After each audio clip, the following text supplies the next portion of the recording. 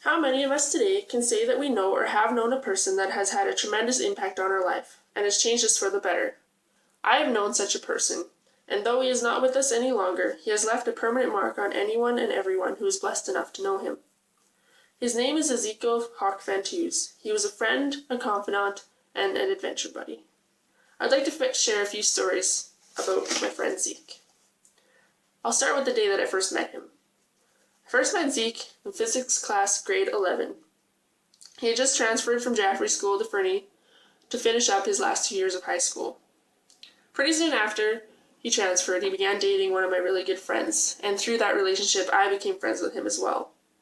And even after that relationship ended, Zeke and I stayed friends. He often drove me crazy through the next 2 years of school, copying my homework and just generally being annoying, but we still were pretty good buddies. And then came graduation. Him and I were Grand March partners, and I have to say that was one of the most fun evenings of my entire life. And after graduation, even though he and I knew we probably weren't going to see much of each other, our lives pulled us in different directions, I was working, he was going to school, we still managed to stay in touch, and every other weekend we'd go do something fun and hilarious. Zeke and I had a crazy amount of adventures. Or if it was just hanging out on Halloween, scaring kids, or going for drives, or listening to music, we would always do something fun. One of the most favorite memories I have of Zeke was every time we hung out, we would inevitably end up going for a drive to some random spot, and we would blast music and laugh and laugh and laugh. Zeke could not survive without one of two things, music and candy, and there was always plenty of both in his car.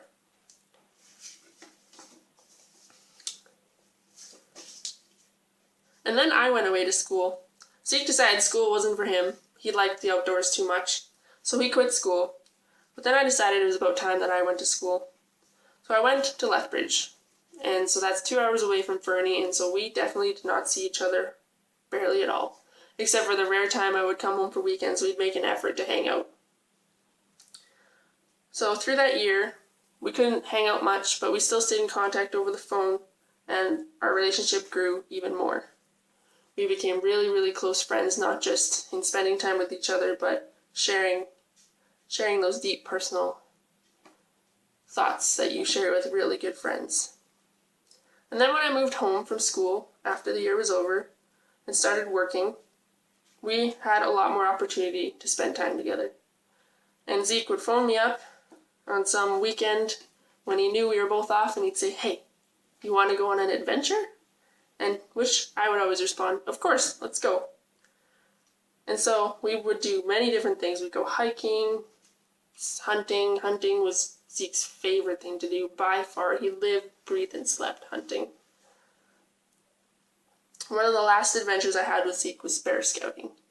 He called me up, same thing. "Hey, you want to go on an adventure?" And I said, "Yeah, let's go." So early in the morning, we headed out up the Bull River and spent the entire day scouting for bears. I was mostly bored. I'm not much of a hunter, but it was just fun to be out with Zeke, so I just sat in the truck and ate candy the whole day while he kept a keen eye on the mountain the entire day. Yeah, that was one of the last times that I spent with Zeke. About a month later, he went out on one of his many hunting trips, and he didn't come back. He was lost in the river. You know that saying, all good things must come to an end. I never thought it applied to people, but I guess it does.